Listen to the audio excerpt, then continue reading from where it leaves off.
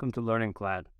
I'm Chris, head of learning design at ClanEd, and with me is Jamini, our head of visual design. Creative. Yeah. Anyways, this is a series where we're talking about all things learning. So this could be learning and training in professional cultures, new things happening in the world of learning, technology, and just general information that might be valuable or interesting to you. So basically here, we're going to talk about how you can make your content, your whatever you're putting in your course, look more visually appealing, how to make it easy on the readers, and what you can do to make it more visually engaging. Yeah, I'm actually quite excited about this topic because I'm working with clients. One of the largest challenges or struggles that we come across is that people don't necessarily have a design background or visual expertise, and when we're doing online learning, that comes into play much more than it would in a face-to-face training or something like that. Yes. So yeah, we figured we could talk about what makes good material, both from my side, from the learning expert side, and from a designer side. So let's get into it. And I think one of the first things that, often intimidates people is when we kind of, when you said that people who don't have a design background, I think that's one of the first things that intimidates people. Like, do I have to have a visual background to make my content look good?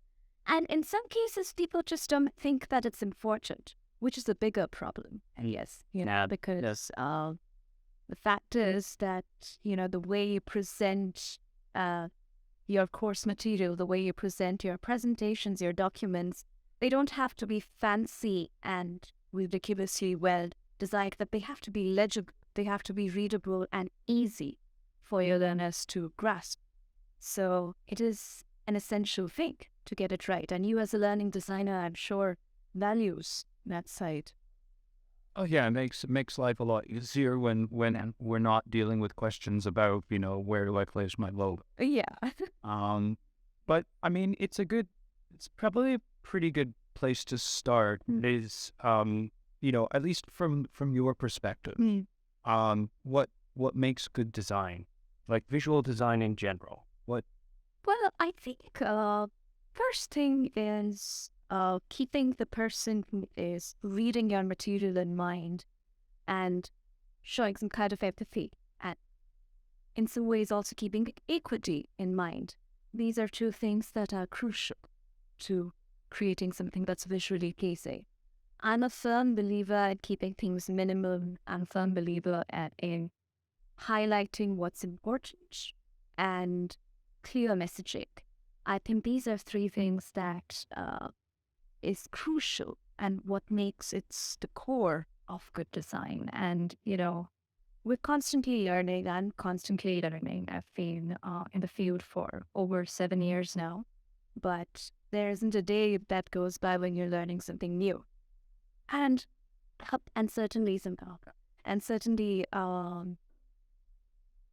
trends keep changing. Some new stuff. So yeah. And thinking about trends and all of that, like for sure that's maybe more topical and industry dependent or context dependent. But do you think that there's something innate in people that identifies good design? Because I mean, if we look at you can take any well-known brand or logo or something like the Apple logo, right? It's impact. So like, do you think that we're kind of somehow wired or innately geared to be able to recognize good design even if we don't know why it's good? Or is that the goal of good design? I think that is the strategy of good design, because you need to be able to, it's being able to see what the consumer doesn't know already. Or for example, people will naturally divert a little more and feel a sense of calmness when they look at a white background or get minimal typography as opposed to something with neon colors going on that naturally engages some tension. It may be good tension, if it be bad tension, it may be a source of interest. But both those colors belong in a certain place and belong in a certain emotion.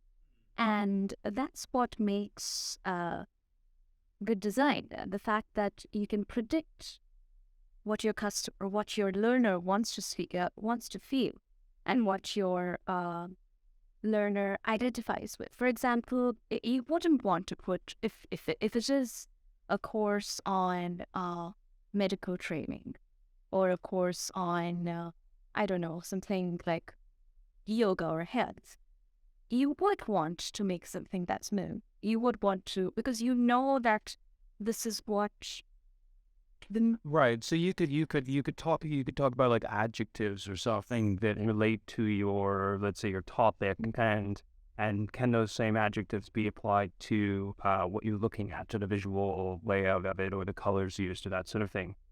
But I think you answered my question, because it's this idea that there's an innate quality that someone actually doesn't necessarily need to be a designer to recognize good design. yeah. And so even without any experience or knowledge in that, you could create something and like look at it, and if something's nagging in your mind, that Yes. like you can tell, you might not know what, but you can tell if it's good or bad. As- And that's an interesting benchmark for people to keep in mind. Like, Exactly. trust your gut kind of thing. Yeah, trust your feeling because I always say that in order to make decent PPT presentations, suppose you have a client who has whose upcoming task is to make presentations for a course, and this person has no design background, nothing. It's okay. That person can still make visually pleasing things and presentations that get the point across, more importantly. And I always feel like, of course, the last thing that sometimes people worry about is how this looks like and how this presentation, is visually out there, because, there are a ton of other things to worry about. And, but one short thing is that we're going to talk about some tips and tricks that help you achieve that. Not only would it make your material more effective, visually engaging will make it, but it will also actually save you a ton of time. So in a way, you're actually helping yourself by making it visually pleasing. You're making the experience better. Learners, particularly.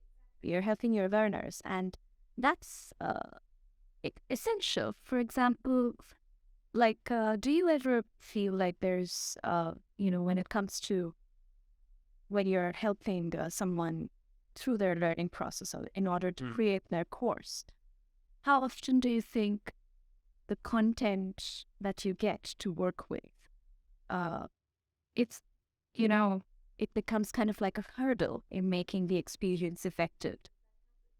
Yeah, of course it happens. Of course it happens, and that's like why we're here. That's one of the ways we try to distinguish ourselves, and I think something's necessary, especially as we do more and more online learning and training.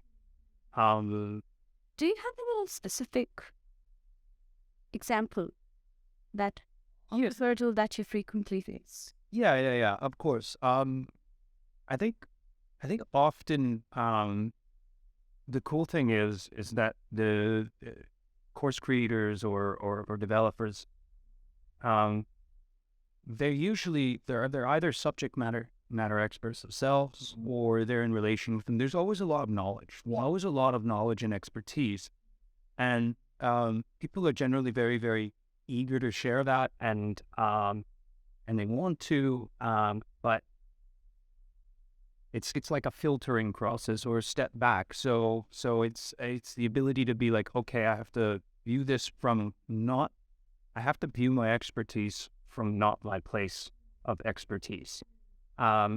Because like what ends up happening if you don't sort of take that moment or like put yourself in that position is you end up with giant documents or things that are, they contain all the information, but they don't present it in a way that's like very accessible.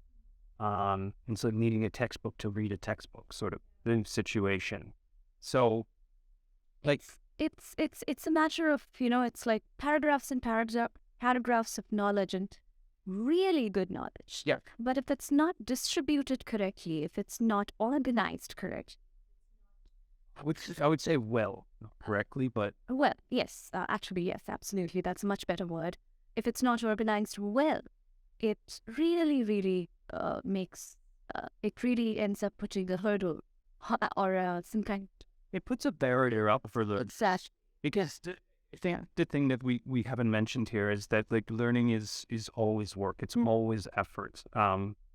Whether it's an easy thing or a complex, it's still effort on someone's part. Yes. And our job as learning designers, as experts, as educators, is always to try to lower that threshold and like make it as easy and approachable as possible. Because if people don't have to worry about added complexities or just even sorting out and organizing all this information themselves, then they're much better to apply their time and their effort to like taking in that new information and thinking about it. Like really briefly, this goes into the idea of cognitive load, which is like this principle out of psychology and educational science, where like we have limited amounts of like bandwidth to dedicate to something, to any task and attention, and so we want to like maximize the efficiency there, so that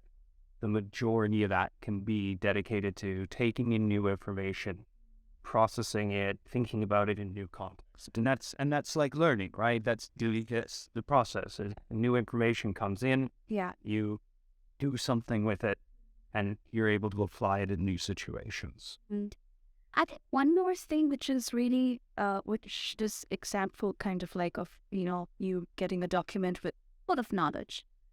It's also a good example to differentiate between what you do and what I do, in a way.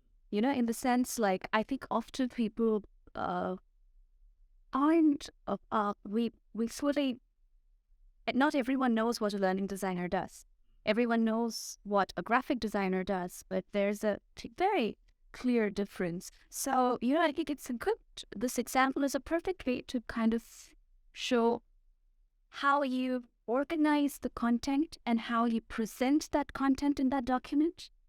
That would fall in your category. Yeah. And how I make that document look in, like, things like making the fonts look good, making text look good, making it legible, readable for people of all age, all kinds of vision impairments, and all in as equitable a way as possible. That could fall into my department. Yeah. So it's a good example of a way to give a distinction. Yeah, though. Yeah, I mean, I would say that, we're both designers, and job of a designer is to communicate this. Your toolbox contains colors and shapes and type and typography. Oh, yeah, all of those sorts of things that we see. Whereas my toolbox contains more like psychological processes or more, just understanding of how people approach things. So it's and how we, the same way that you work with colors and shapes to make things legible and like visually appealing, I work with concepts and ideas and how you can make those like clear and communicate. So that's maybe but then a distinction. There's also some common ground in some ways. For example, reading patterns, behavioral patterns. These are things where both of us need to keep certain things in mind. We need to.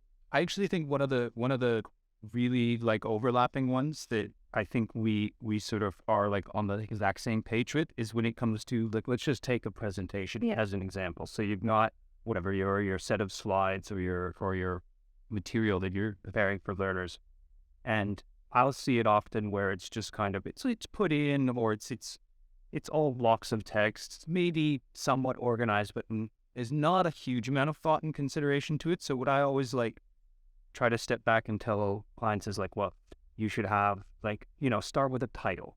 It doesn't need to be anything other than a title. Just the same way I open a book and there's a title. Yes. And then, after that, try having an introduction. So a few sentences, what this is actually about, what we're going to focus on, And then you can go into the sort of deeper explanations. And then, of course, just again, like a book or a story, you're going to conclude it and then summarize it. Yeah. And I think that you know, with all the work I see you do, it's very much the same sort of thing. And you say the same things like, God, put a title slide on it. Exactly. Tell a story. Yeah. Learning is at the end of the day a form of story. Whether it is in kindergarten, where you're learning your very basics of what's the function of, say, of a truck, or we are always telling a story with learning. Whether we are training someone in K-12, whether we are training someone, onboarding someone, and that goes with design as well. We're trying to get a story across in a matter of, if you look at the exterior of a store, visual merchandisers need to tell a story in 2 to 3 seconds. Right. You This season's hot fashion. Yeah, exactly. That's also a form of storytelling. So it's a lot to so contrary to what people think, it's not just, you don't just have, hey, okay, I have like 10 presentations ready. I'm gonna upload this on Planet or any e-learning platform. And then I'm done. No. At the end of the day, learning online is a thing of its own. Just like you can't treat it like a classroom experience in some ways. Yeah. Yeah. You have to always tell a story, is what I'm trying to say. I think you tell stories in the class. Yeah. That's just the nature of us. Yes. Being beings that experience time with like stories and narratives. It just makes sense. Yes. But I think, another couple of points that I frequently think of is, often when it comes to someone who's onboarding, and this is, it's creating like an online course is more of it's kind of like a low priority job. I'm sure that that very same HR person has a ton of other things to do. So, but at the same time, sure, it's a low priority thing. So I suppose it's a low. I'm right. Push back on that, actually. I'm saying, suppose there's a situation where it's not a major Okay, sure. Like, okay, I have a ton of other high priority things to do. So it's still important that that low priority course makes it's effective. It makes sense. And so even in low priority projects, it's important to get your learning design right. It's important to get your visual material right. Yeah. I would just push back that it's never really low priority, especially if you use the example of, like, let's say, onboarding. Right. It's a huge thing for companies, and it means that, new hires and also like even existing hires that and moving to new positions, like, yes, like having all the tools and information in place in ways that's comprehensible, that's easy to understand. Like, that is so critical to business success, right? It's foundational. Yeah, if you don't know where to find whatever it is, your expense report, like, that's going to cause like numerous backlogs. So I push back on the idea that I don't think it's ever low priority when it comes to learning and training. And I think we're seeing this more. Like, I think a lot of businesses are waking up to the fact that continual development, constant learning is just part of the business cycle these days. And by putting a priority on it, and by investing in it, and by investing in your employees, by giving them the time and the resources they need, you actually have much better outcomes at the end of the day, at the end of the quarter. Yeah. You can, see those impacts. Yes, because if you've gotten your foundational knowledge right on how things work in the organization, things should go smoothly. Yeah. And I think that's exactly why it's essential that you get your experience with learn and design correctly. And, whatever visual material you're putting out there in your online course, it should represent your message. And of course, it should represent your brand language if you have one. Many organizations don't or are still in the process of discovering who they are visually. Nevertheless, it's still important to have a sense of,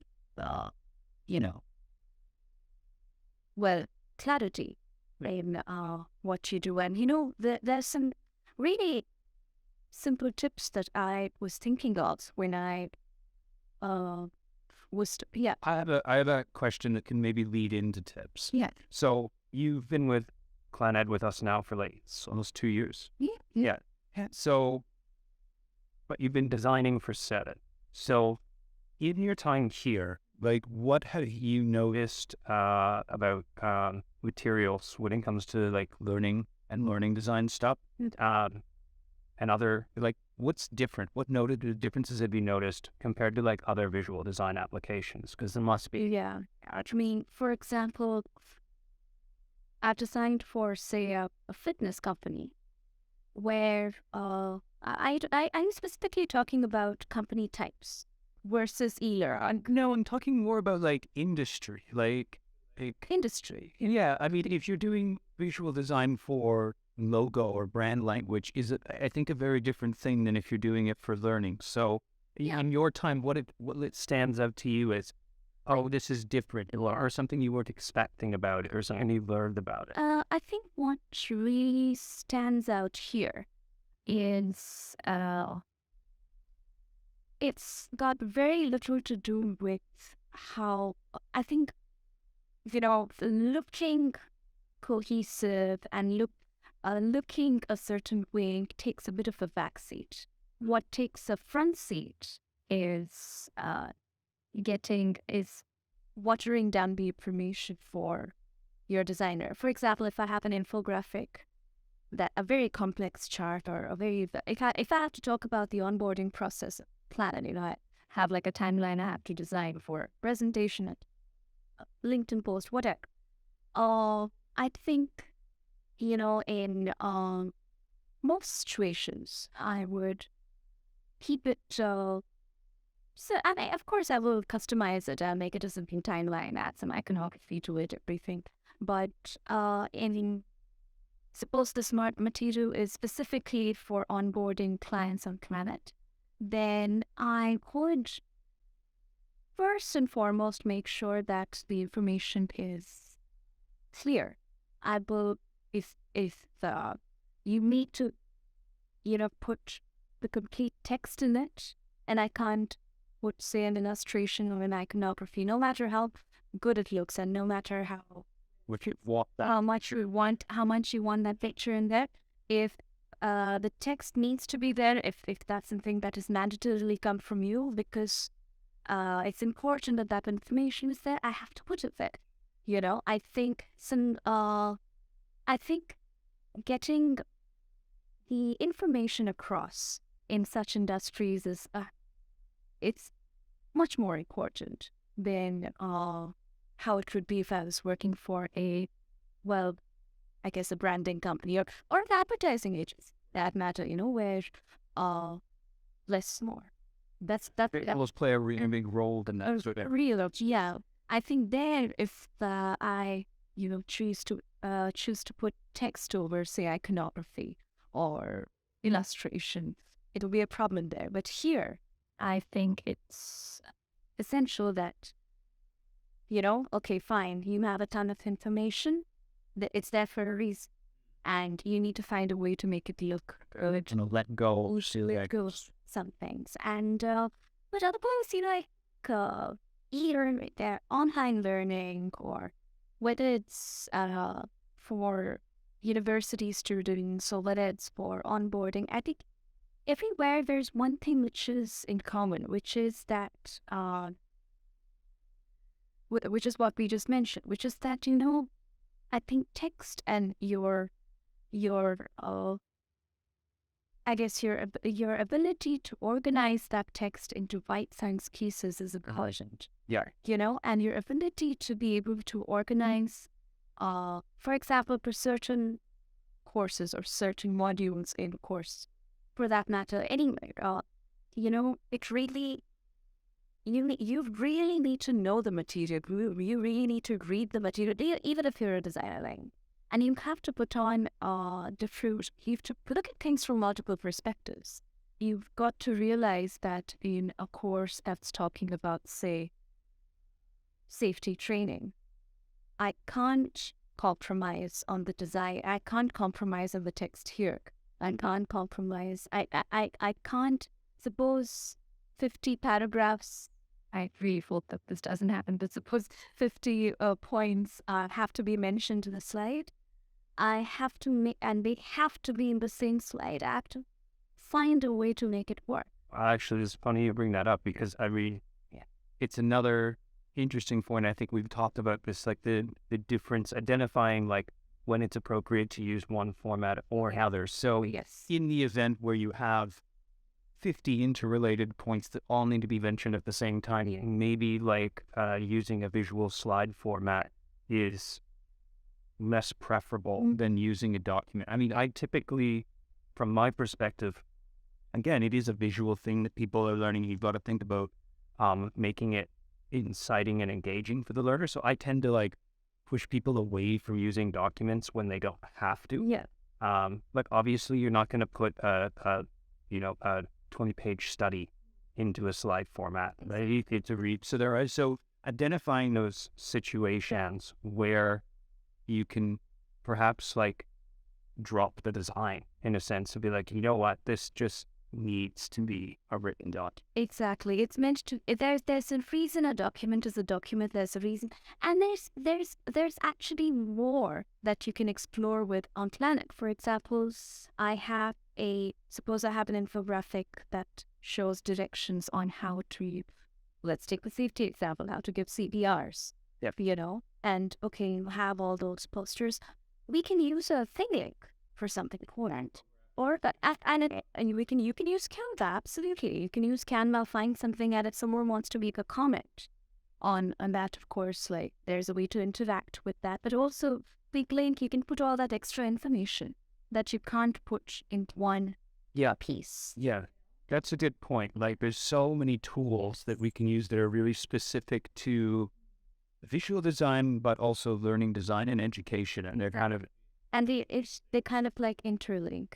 And I think it's really essential that we know that, okay, like you said, a 20-page document can't be a PPT. So don't try making it one. Make a Word document, and of course, if you have the time and the skills to make it look visually pleasing, by all means, go for it. But if you have reports, make them look. There should be a certain level of ease when you're reading it. And I think one of the things that I was never a big fan of ready-made templates, presentations, or Word documents. Word documents are still okay, it's easy to work with those. But presentations, the problem is I always say that they're like that. How that instant glossy cake that you find in grocery stores. It looks great, but when you make it, it's not nearly as appetizing as it looks. Right. When you download those templates and you realize that, okay, my imagery, it's not working with the material I have. Right. So. But I guess there's room in there as well, right? Like, so let's say you've got a big course to make or something like that. It might actually be worth either talking to a designer or if you have one in-house, then it's like a template is actually quite useful there. Design it for, make 20 variations of the slide that covers every possible context, and then build all your materials from that. So they're consistent and organization would be easier. Yeah. And contrary to what people think, making it look more like your company, it's more than just superficial. It's easier for your learners to recognize. It's easier for your learners to also associate your message with a certain visual look. Yeah. And I think that is something which I frequently think that I always am an advocate for telling people that, that it's more than just superficial visual appeal. There is a lot more to do. To how you visually present your content, even. What can people do to to highlight or to make a particular information that more impactful? What is the practical thing generally that can be done to achieve that? Is there like a layout that works? Is there I think there's some I think that a sure shot way, and this is someone who frankly has very little to no uh like knack for aesthetics and how things would visually. I think a sure shot way is an easy way is to keep things clean, simple, bold. It's easy, you don't have to do a lot of work. Keep things minimal, keep things clutter free. So if there is try to have minimal imagery, try to keep things flat, especially if you have a lot of information, a lot of paragraphs and paragraphs of text that you want to put in your slide, then it's essential that you keep it organized and clutter-free. break it up? And yeah, light colors like white, light gray, beige, these are your friends. And I always say that, when it comes to fonts, College sense. nope, nope, that will get you onboarded. Yes, no, fired. Yeah, gone. No. First, Nope. Yeah. I think when it comes to fonts, I have to stick to sans serif. I think I think it's just easier to work. let's explain what sans serif is in case anyone doesn't know. And so sans serif is basically when you have Well, what's a serif? a serif is basically, I don't know how to explain, but like stick on top of it. Yeah, you can explain it. So it's historical. Yeah. And it was because when they were doing like actual printing, like on woodblock printing and stuff like that, there was certain space that you had for each letter, and some letters like an M is much wider than an I, and so when you would print them, the words could end up looking really, really misjointed because the space between the letters felt unequal. So they developed this thing called a serif, which are like those little ticks on the bottom and top of letters, and it fills in the space between, making the letter sizes more consistent and equal, and it actually like added legibility. But now You're constantly learning as a designer every day in your own apologies. I don't know. But what you're saying about the spacing thing, that is something which I work with every day. So it's like there's one in how we kind of do our kerning, at least how I've been taught is, think of it like a bucket of sand that fills in a certain space. That same amount of sand is to fill in the next space. But spaces like S's, Y's, R's can get tricky. So you have to do everything a little manually there. So sans serif fonts are what we're using to do. So like Helvetica. So yes, Helvetica, Tim Sans. Roboto. So they have no little ticks. Yeah. And because we're using digital technology, we can like make the spaces easier. And so does sans serif is for modern. It's modern. It's cleaner, and I'd say it's more legible is what I would say, and it's also going to be easier for people with glasses. It's just easier for them to learn. Or other impairments. Other impairments, exactly. I think serif fonts are always trickier. It is. So personally, typography isn't my it's not my area of specialty, so it's not something which I am master with. So I too stay away from serif fonts if I work with it if it's like if the company's default font is that, then I have no choice but to work with it, and it's fine. But like that is something like it's essential that you stick to something safe. Try not to experiment in these situations because especially if you need something at the drop of a hat like this, And I think another thing which will instantly make your material stand out a little more is suppose it's onboarding for a software, or you've trained. I think what's essential is taking, you don't, of course, you see all those templates where you have mock-ups which kind of like showcase the product in a fancy MacBook app. You don't need to do all of that. But you can be strategic in your screenshots. Suppose you take, there's a specific feature that you want to talk about in your, on say, an onboard. Which is a product, and not just a software. Software. There's a specific feature that you want to make sure that people want to, zoom in, take a shot, take a screenshot, highlight that particular thing. It's not a lot of bubble around it. No. Stick to something rectangular. It might look nice. But you don't have it. Fine. Yeah, highlight it and be wise, and it'll instantly get the message across better. And I think another thing which I personally think is essential is always, if you're using flowcharts, pie charts, all of these things, especially if your organization, your company, or your software has an existing practice, do make sure that all of it reflects. And, contrary to what people think, it's not a time-consuming thing. It's actually super easy to just go on your master slide and edit your template directly. Just edit the first slide, switch the fonts to what you have, switch the colors of the default chart into your colors by adding the hex codes. If you have a brand manual, great, do that. Or even if you and that will just, so as a result, your template will by default change. It'll reflect the brand language instantly.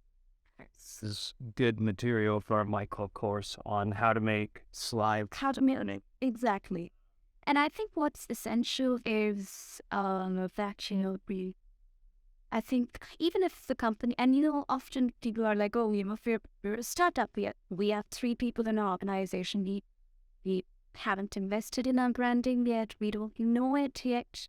So that's okay. You can still come up with something. You can still be consistent. You can still be consistent. Fine. Use the default fonts. Use Calibri if need be. But then make sure that Calibri is there throughout. Yeah. If you're choosing 3 shades of blue, make sure that those 3 shades of blue. Write down those hex codes. Well, yeah, or use the default setting. It's at the end of the day, it's about making a wise choice. And all of this makes a difference in how your learner is going to perceive the material. There is going to be an association, like suppose something is very important and learners need to look at that particular paragraph and make sure they read it.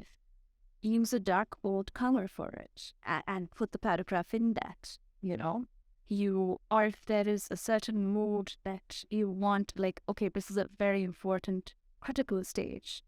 You know what? You can have a sense of humor about it and put a really serious photograph. It's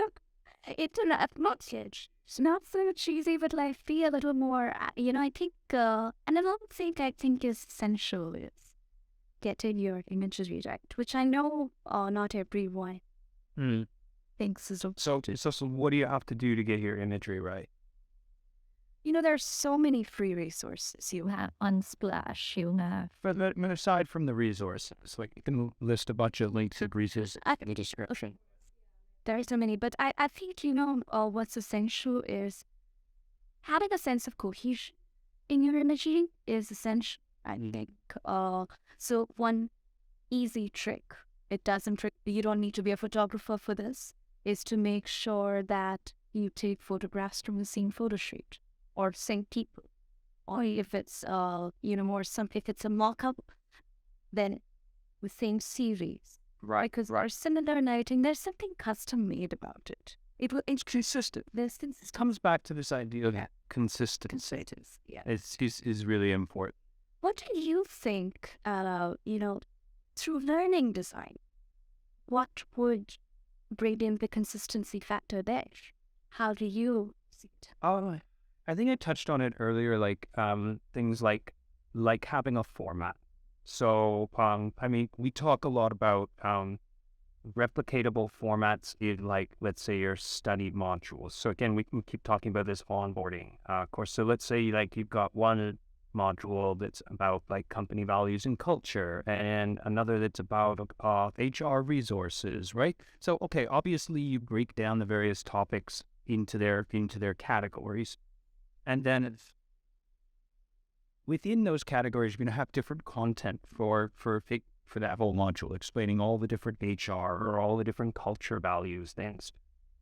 So having like a repeatable process there.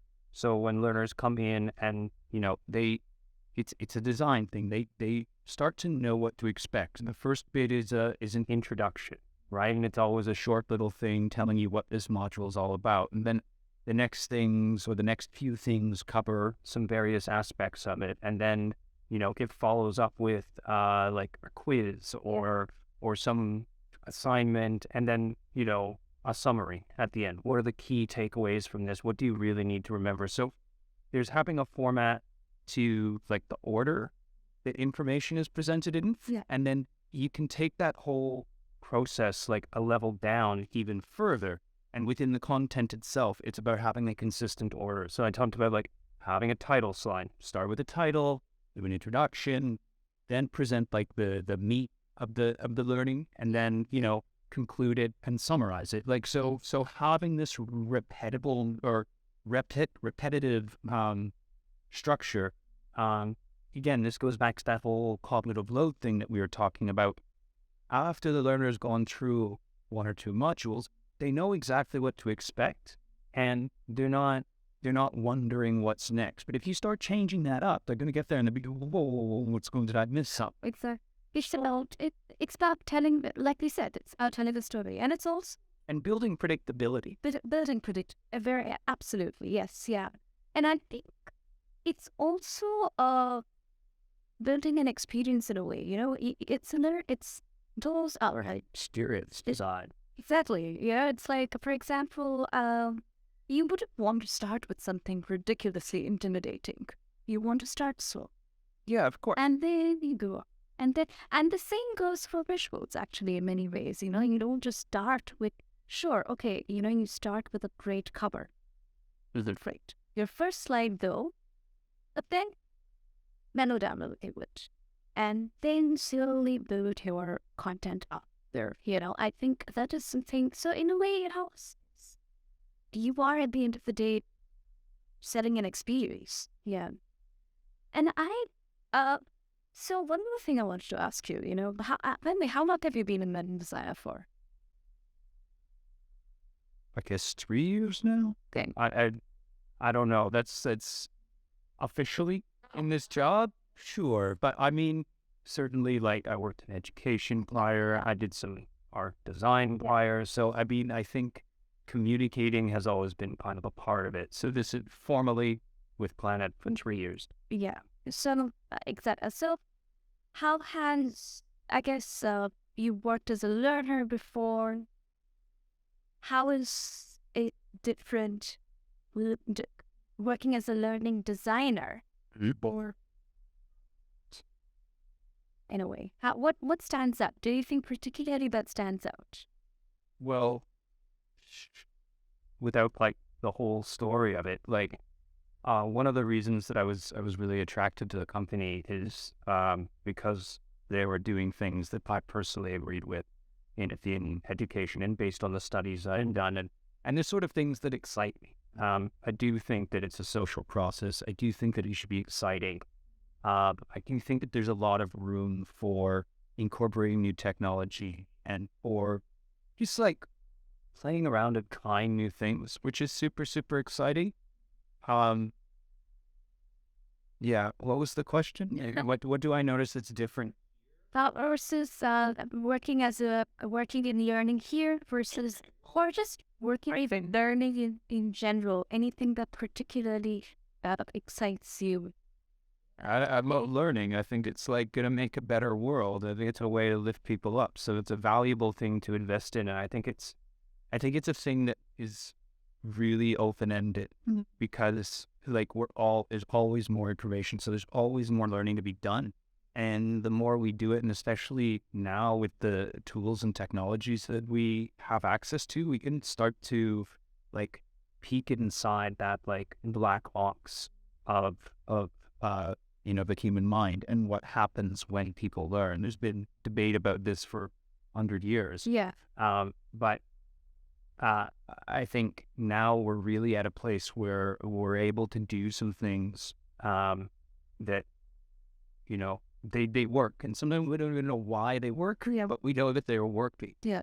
So I think it's an exciting, and it's an exciting place to be. And I mean, further, even like here specifically, I'm given the freedom, like, to, practically apply my knowledge with minds and like help them succeed. And I love seeing that because, it makes people happy and Yeah. generates business. But I also like that, I get to play with ideas and, do essentially like product development from a pedagogical perspective, which is like a unique thing, at least right now. Yeah. And it will probably move it out as we go, in the future.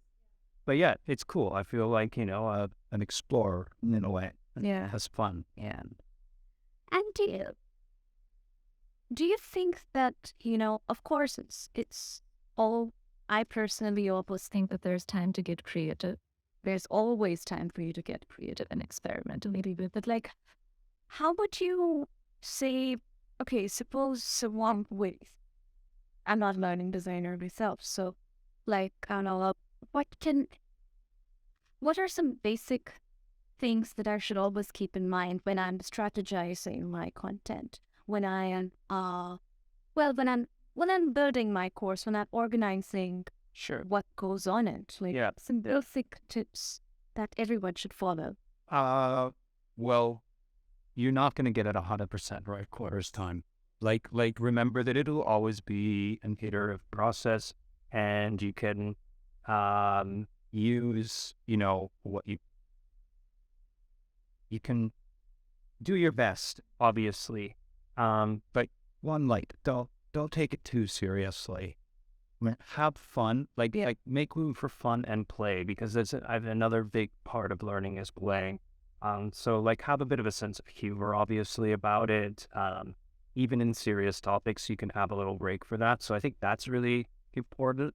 And I think it's about, try to understand why you're making a certain decision about a thing, why you're putting it in this order, or why you're highlighting this, or why you're going to make the assignment about that, and monitor it, because like ask the learners questions. Most importantly, ask them questions, gather feedback, encourage them to be as vocal and interactive as you can, because that's just going to serve as feedback for you, and that's the best way to improve your offering or whatever it is, because you're sure you're going to like nail some aspects, and you're going to probably fail or not succeed as much as you would have liked with others. And the sooner that you can start to identify those things, you can start to figure out why something works and why something doesn't.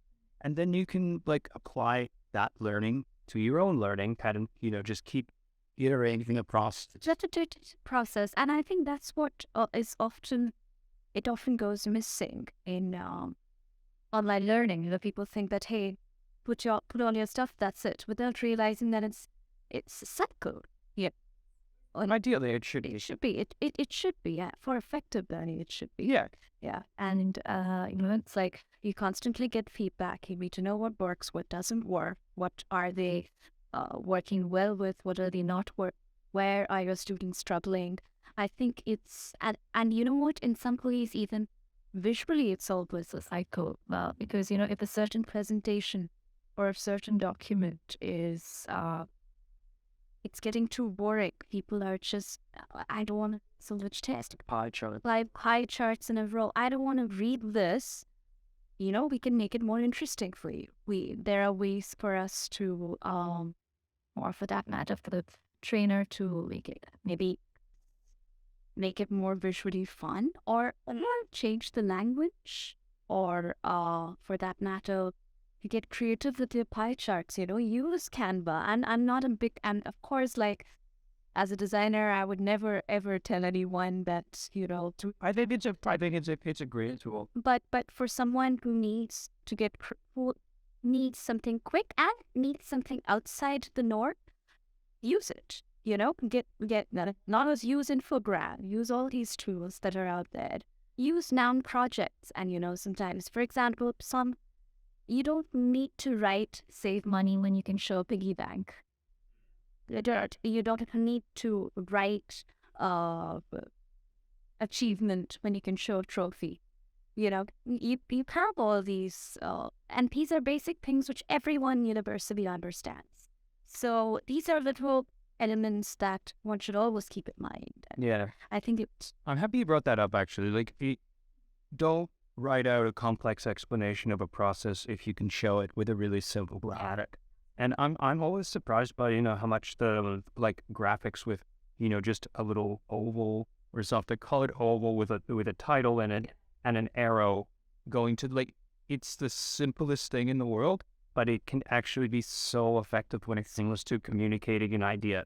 And that's what we're really all about here, is communicating an idea in the best, most effective way possible. So, absolutely. I think it's all about. I think, sure, would you want this to look like something straight out of an Apple product? Of course, and anyone would. But at the end of the day, getting the message across is of more vital importance. And that, so in your online course, your presentations, your documents, all those things take a back seat. But practicalities take a front seat. yeah. So, and I think it's saying.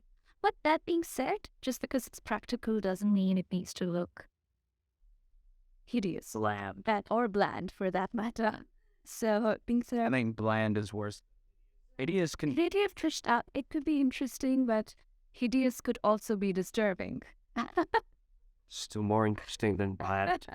So, yeah, there are ways to jazz things up, and there are ways to, make your content more effective and, I think visually and pedagogically speaking, I think it's getting these two things are foundation in some ways to making for material more effective.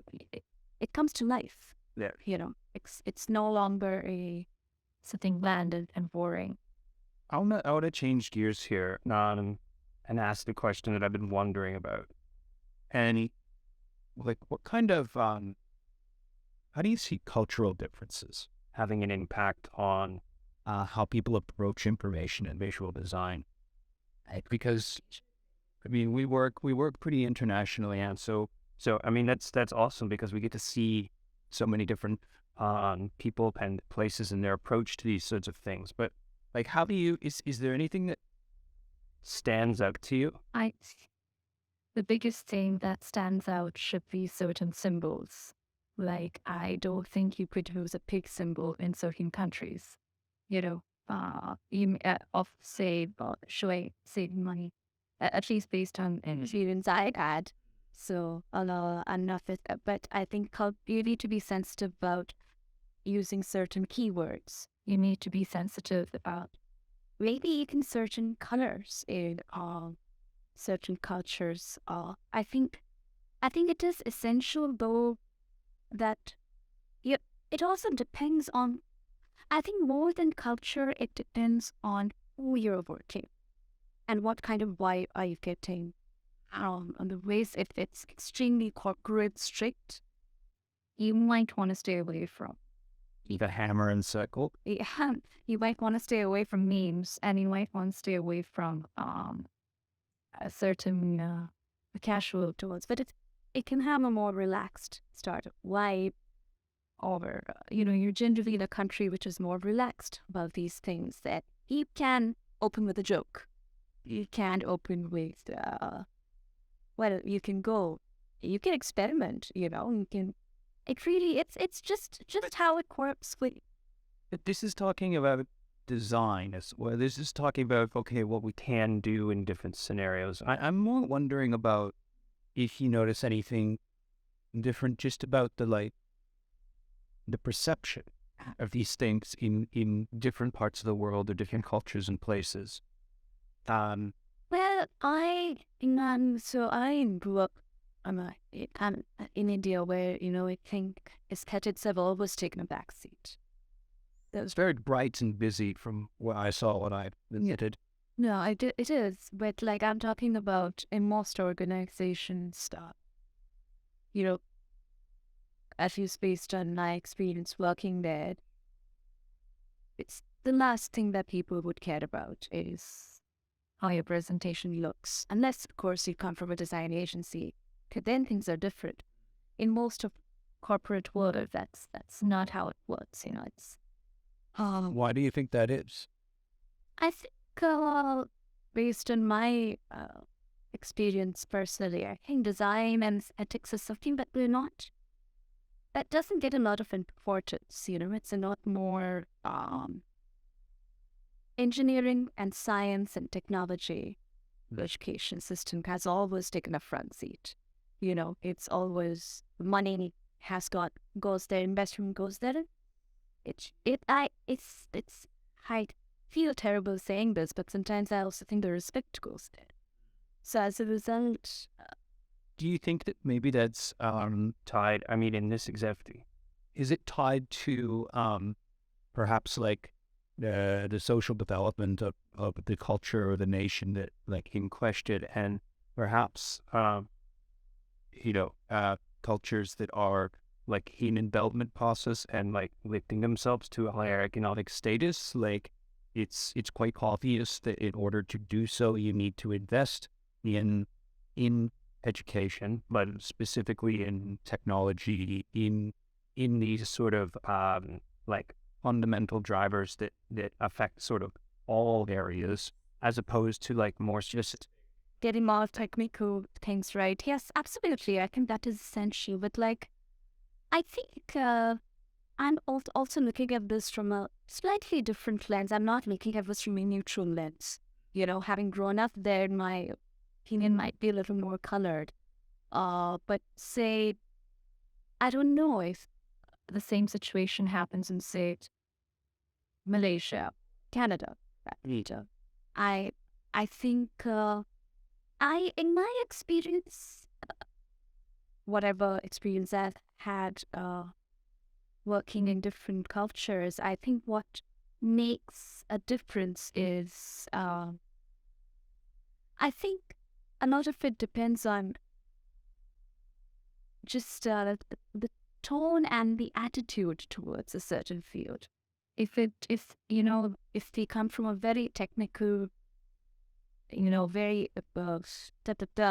where everything should fit neatly in a puzzle, that kind of attitude, then yes, there maybe we've had very technical documents with ton of information that we have to work with.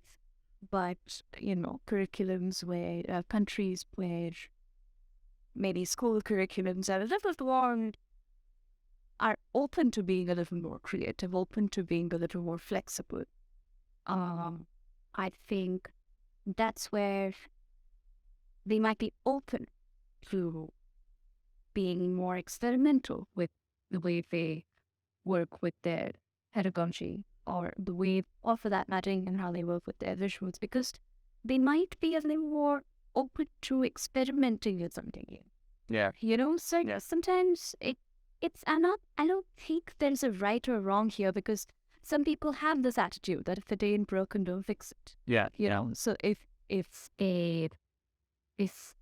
the word is, if engineers and what they are doing is what is developing the world and developing society in general, why should we change that? But there are people who are open to and experimenting. How is it? What do you say in Canada?